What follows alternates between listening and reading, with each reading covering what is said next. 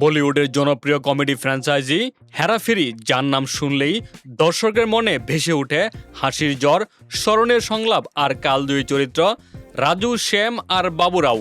এই তিন চরিত্রে অক্ষয় কুমার, সুনীল শেঠি এবং পরেশ রাওয়াল এর অনবদ্য অভিনয় দর্শকের কাছে আজও সমান জনপ্রিয়। প্রথম সিনেমাটি মুক্তি পায় 2000 সালে, আর দীর্ঘ প্রতীক্ষার পর 2006 সালে আসে এর দ্বিতীয় কিস্তি ফির হেরা ফেরি, যা বক্স অফিসে সাফল্যের পাশাপাশি কাল্ট স্ট্যাটাসও পায়।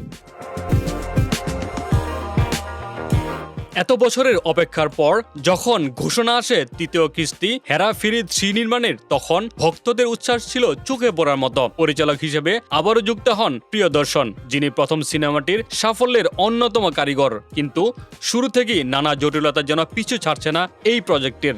সম্প্রতি এক সাক্ষাৎকারে অক্ষয় কুমার খোলাখুলি জানালেন, আপাতত হেরা ফেরি 3-র কাজ বন্ধ রয়েছে। তার ভাষায়, এই মুহূর্তে সিনেমাটি হচ্ছে না, যা শুনে ভক্তদের হতাশ হওয়াই স্বাভাবিক।